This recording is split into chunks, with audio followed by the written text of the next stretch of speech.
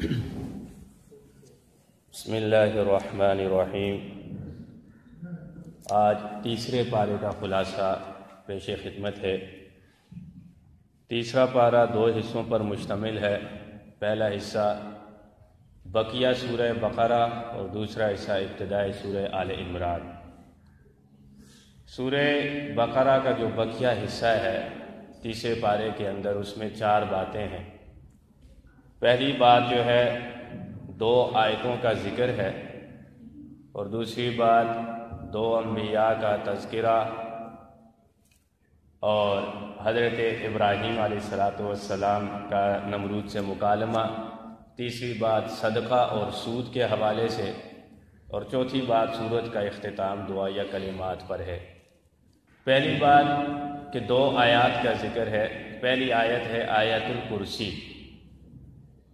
یہ آیت الکرسی ایک ایسی آیت ہے جس میں 17 بار اللہ تعالیٰ کا ذکر ہے ایک ہی آیت کے اندر، اور اس کی اتنی بڑی فضیلت ہے کہ ہر فرض نماز کے بعد جو شخص آیت الکرسی پڑھتا ہے تو اس کے لیے جنت میں جانے کے لیے کوئی اور چیز مانے نہیں سوائے موت کے، یعنی اس کے لیے اللہ تعالیٰ نے جنت میں داخلہ لکھ دیا ہے جو بندہ ہر فرض نماز کے بعد آیت الکرسی پڑھتا ہے، لہذا اس کا اہتمام کیا جائے۔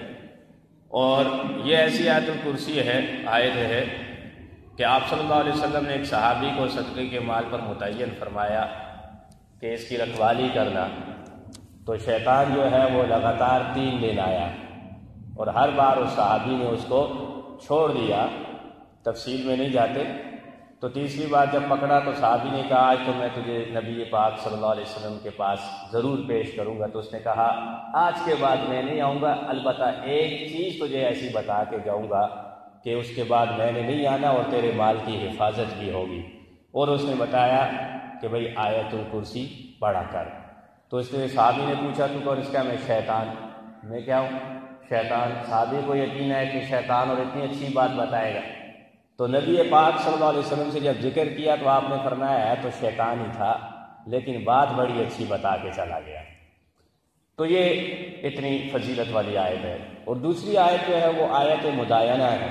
یا ایھا الذین آمنوا اذا تداینتم بدین الی اجل مسمى فاکتبوا، یعنی اس آیت کے اندر تجارت اور لین دین کے حوالے سے ایک کلیہ ذکر ہے تفصیلاً، کہ جب بھی آپس میں لین دین کیا جائے تو اس کو لکھ لیا جائے۔ فاکتبوا، آپ کسی سے پیسے لے رہے ہیں یا اسی طرح دکاندار حضرات ہیں، کاروباری لوگ ہیں، جب بھی کوئی لین دین آپس میں مسلمان کرے تو انہیں چاہیے کہ اس لین دین کو لکھ لیں، تاکہ کل کو جھگڑا نہ ہو، تاکہ کل کو آپس میں بدگمانی نہ ہو، تاکہ کل کو آپس میں جو ہے نفرتیں نہ پھیلیں۔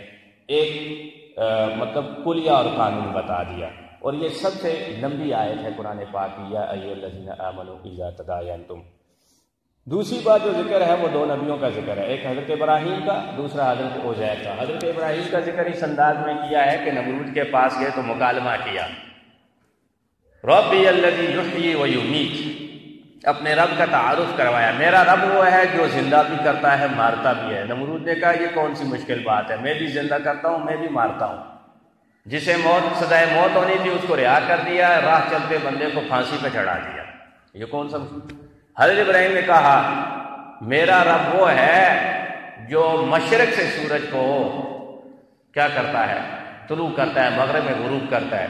تو اگر اپنے آپ کو خدائی کا دعویٰ کرتا ہے، اپنے آپ کو خدا کہتا ہے، تو مغرب سے سورج کو کیا کر؟ طلوع کر کے دکھا۔ فَبُہِتَ الَّذِی کَفَرَ، جس کو اپنی زبان میں کہتے ہیں بولتی بند ہو گئی۔ کیا بند ہو گئی جی؟ بولتی بند ہو گئی۔ حضرت ابراہیم کا ایک اور یہاں پہ قصہ ذکر ہے مختصراً، کہ حضرت ابراہیم نے اللہ تعالیٰ سے کہا رب ارینی کیف تحیی الموتیٰ، اے میرے رب تو مردوں کو کیسے زندہ کرے گا؟ تو اللہ نے فرمایا کیا تجھے ایمان نہیں ہے میری بات پہ؟ حضرت ابراہیم نے کہا ایمان ہے، لیکن میں اپنے اطمینان قلب کے لیے چاہتا ہوں۔ تو اللہ نے فرمایا کہ ایک پرندہ لو اور اس کے حصے کر دو، پہاڑ مختلف پہاڑیوں پر جو ہے ان حصوں کو رکھ دو اور ان کو پکارو، تو وہ چاروں کے وہ مختلف حصے جو ہے وہ ایک دوسرے کے ساتھ جڑ کر دوبارہ پرندہ بن جائے گا۔ حضرت ابراہیم نے اپنی آنکھوں کے ساتھ مشاہدہ کیا کہ قیامت میں کے دن اللہ تعالیٰ اسی طرح ذرات کو، ہڈیوں کو، گوشت کو جوڑ کر انسان کو دوبارہ زندہ کرے گا۔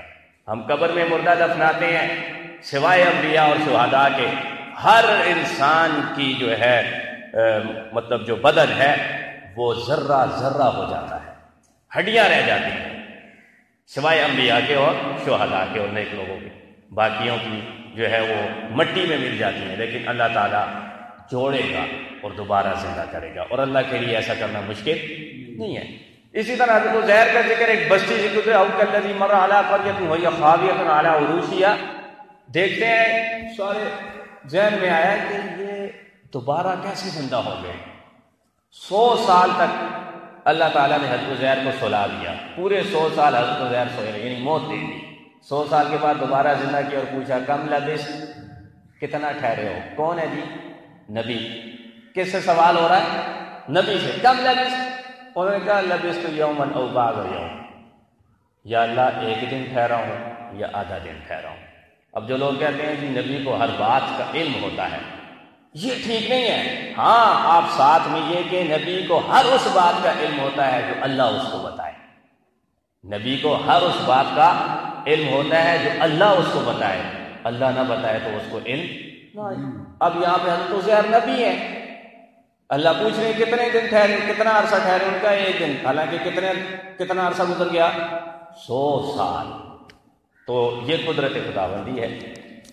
دوسرے نمبر پہ جو ذکر ہے، تیسرے نمبر پر صدقہ اور سود۔ صدقہ سے مال بڑھتا ہے، سود سے مال کم ہوتا ہے، اور ہمیں جو نظر آتا ہے صدقہ سے مال کم ہوتا نظر آتا ہے اور سود سے مال بڑھتا ہوا نظر آتا ہے۔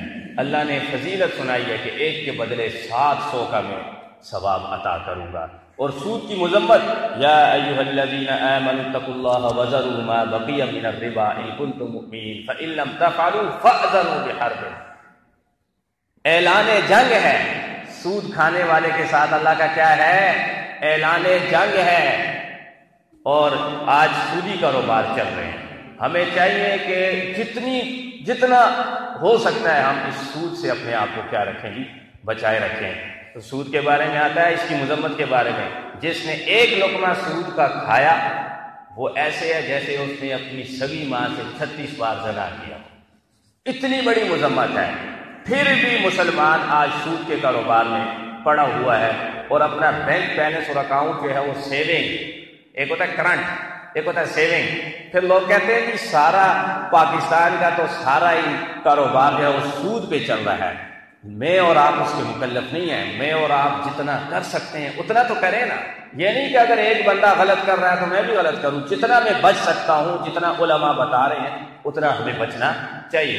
ہم اپنا اکاؤنٹ جو کرنٹ اکاؤنٹ کھلوائیں، نہ کہ سیونگ۔ سیونگ میں لوگ رکھوا دیتے ہیں، مہینے کے بعد اضافہ ہو گیا، 2 مہینے بعد اضافہ، 3 مہینے کے بعد اضافہ، یہ اضافہ سود ہے، اور اس طرح سود کی ڈھیروں شکلیں ہیں، ان سے بچنا چاہیے۔ چوتھے نمبر پہ جو ہے وہ سورت کا آخر جو ہے وہ دعائیہ کلمات ہوتا ہے، آمن الرسول بما انزل الیہ من ربہ والمؤمنون، یہ سورت کا آخر ہے، اور یہ آخری رکوع ایسا ہے کہ جب ہم مردے کو دفنا دیتے ہیں ہر ایک وہاں سے جانے کو تیار ہوتا ہے، سگے رشتہ دار بھی جانے کو تیار ہوتے ہیں، وہاں پہ شریعت کا حکم ہے کہ اب یہاں پہ کھڑے ہو جاؤ، قرآن کی تلاوت کرو اور اس کے بعد دعا مانگو، کیونکہ اب اس کے بعد دعا کے علاوہ اس کا کوئی آسرا نہیں ہے۔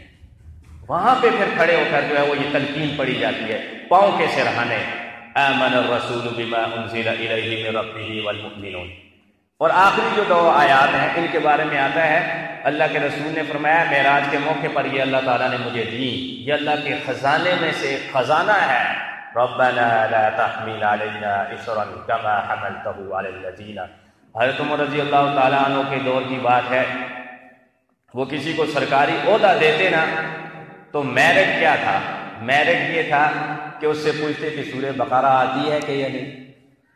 آج ہمارے ہاں سرکاری جو ملازمتیں ہیں یا اقتدار میں آنے کے لیے جو لوگ آتے ہیں ان کا میرٹ کیا ہے؟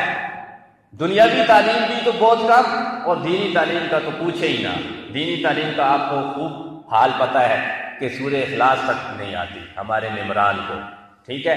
تو وہاں پہ اس وقت عمر فاروق رضی اللہ تعالیٰ عنہ کے دور میں اس بندے کو سرکاری عہدہ دیا جاتا تھا جو بندہ جس بندے کو سورہ بقرہ آتی ہو۔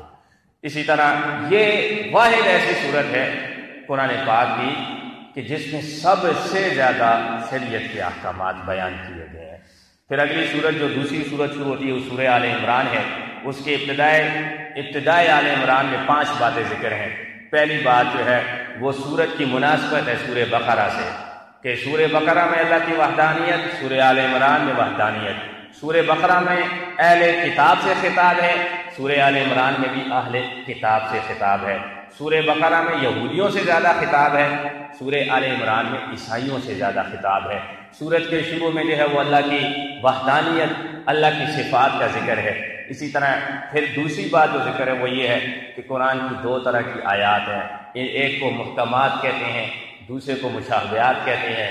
ہر 2 قسم کی آیات پہ ایمان لانا بڑا ضروری ہے، لیکن جو متشابہات آیات ہیں جن کے معنی اللہ ہی خوب جانتے ہیں، ان کی مراد اللہ ہی خوب جانتے ہیں، ان کے پیچھے نہیں پڑنا چاہیے۔ بعض لوگ ان کے پیچھے پڑھ کے اپنا ایمان خراب کر لیتے ہیں، نہیں یہ مطلب ہوگا، یہ مطلب ہوگا، یہ مطلب ہوگا۔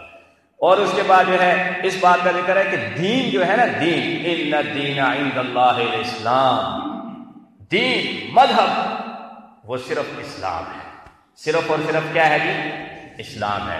لوگ آج کہتے ہیں نہیں فلانا دین اچھا ہے، فلانا دین اچھا ہے، فلانا دین اچھا ہے۔ نہیں، دین اگر کوئی اچھا ہے تو وہ اسلام ہی ہے۔ پھر عزت، ذلت، برکت، اقتدار، یہ تمام کی تمام چیزیں اللہ نے اپنے ہاتھ میں رکھی ہیں۔